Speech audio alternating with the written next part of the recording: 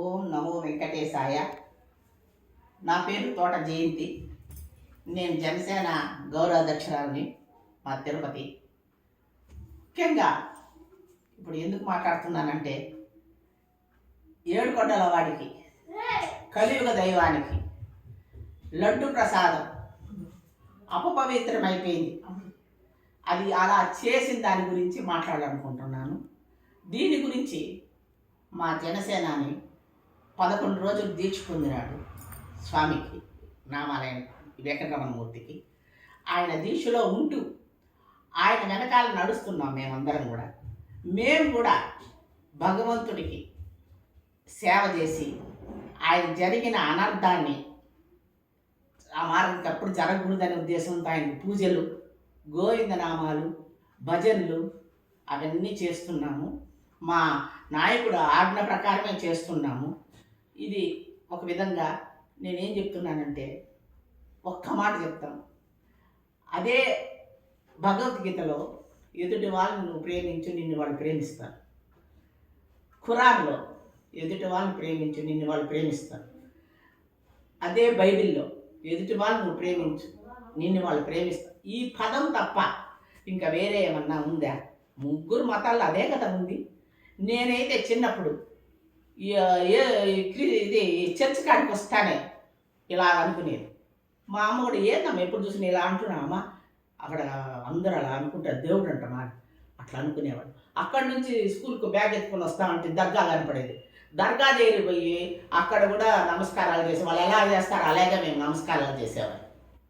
అక్కడి నుంచి మేము దేవుడి దగ్గరికి పోతే దేవుడి దగ్గర గోవిందా పెట్టుకుంటాము, నమస్కారాలు పెట్టుకుంటాము, 3 గంటల నమస్కారాలు దవనాలు పెట్టు. అట్లా మాకు అన్నీ సమానమే. మా హిందూ మతంలో ప్రతి ఒక్కరూ ఒకటే అనుకుంటాం మేము. మీకెందుకు లేదు అలా ఆలోచన? మీరు ఎందుకు ఇలా చేసినారు? ఇలా చేయడం తప్పు కదా. ఆలోచించండి. మీరు చేసిన పాపము మీ వెనకాతల మీ వంశానికి వస్తుంది. మీరు చేసిన పాపానికి మీ వెనకాల వాళ్ళు కూడా అనుభవించాలా లేదా చెప్పండి. చాలా తప్పు కదా. చాలా తప్పు చేసి దాన్ని సమర్థిస్తూ మాట్లాడతాడు. నాకు అర్థమే కాలేదు. మీరు సమర్థిస్తా మాట్లాడుతున్నారు. ఇప్పటికే ఒక విధంగా మీరు ఎల్లలుగా పడుకొని ఆలోచించండి. మీరు చేసిన తప్పు అని మీ మనసుకే తెలుసు. మీరు చేసిన తప్పు అప్పుడే శిక్ష కూడా అనుభవించినారు అందరూ.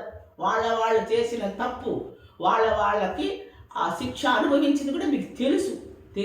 తెలిసినా తెలియనట్టు మేము ఏం చేయనట్టు మీరు నటిస్తున్నారు అంతే. మీకు తెలుసు భగవంతుడు శిక్షించినాడని తెలుసుకొని కూడా మీరు అరగేస్తారు.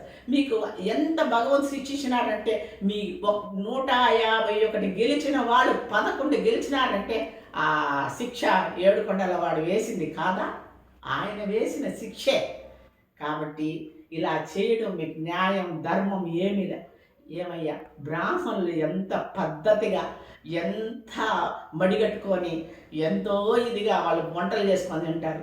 అలాంటి వాళ్ళు దేవుడు ఏడుకొండల వాడి దగ్గరికి వచ్చి వెంకటరమణమూర్తి దగ్గర ఆ ప్రసాదం తీసుకొని కళ్ళకు అద్దుకొని ఎంత తృప్తిగా తింటారు. ఆ లడ్డులో నువ్వు పంది కొవ్వు వేసావు, కుక్క ఎముకలుగా కొవ్వు వేసావు అని రిపోర్ట్లో వస్తే అది తెలిసిన వాళ్ళ మనసు ఎంత బాధపడి ఉంటుందో ఆ బ్రాహ్మణ మనసు అంత నొప్పి పడినప్పుడు ఆ పాపం మీకు కొట్టదా? తప్పకుండా మీకు కొడుతుంది.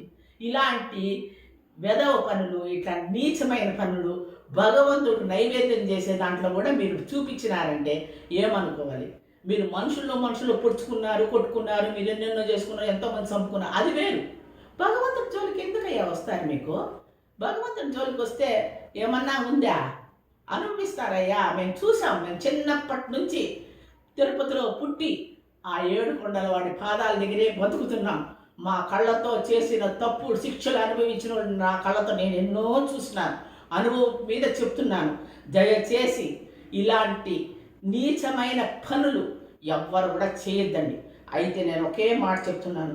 ఈ పనుల్లో భగవంతుడి లడ్డులో ప్రతి ఒక్కరు ఎవరెవరు ఉండారో వాళ్ళందరూ శిక్ష అనుభవించి తీరుతారని నేను ఖచ్చితంగా చెప్తాను. నా అనుభవం పైన చెప్తున్నా. నేను చెప్పడం కాదు, అది ఏడుకొండల వాడు వేసే శిక్ష నిదానంగా ఉంటుంది అంతే. జయమున్నంత వరకు భయం లేదు. నీకు జయము ఎప్పుడు తప్పుతుందో నీ శిక్షను అనుభవించేదానికి మొదలు పెడతావు. జాగ్రత్త. మీరు మళ్ళా మాట్లాడద్దండి.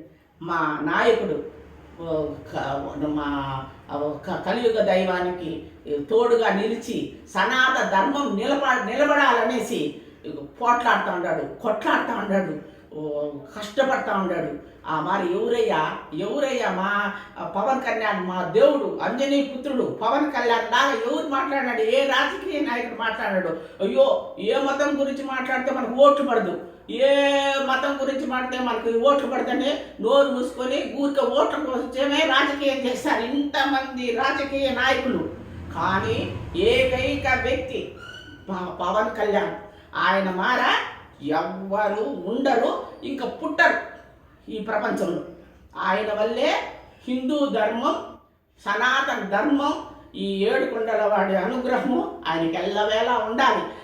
ఈ సనాతన ధర్మం కోసం, ఈ హిందూ ధర్మం కోసం పోట్లాడుతున్నాడు చూడు మా జనసేనాని. ఆయన గొప్ప వ్యక్తుడు, ఆయనే మాకు దేవుడు. నమస్కారం.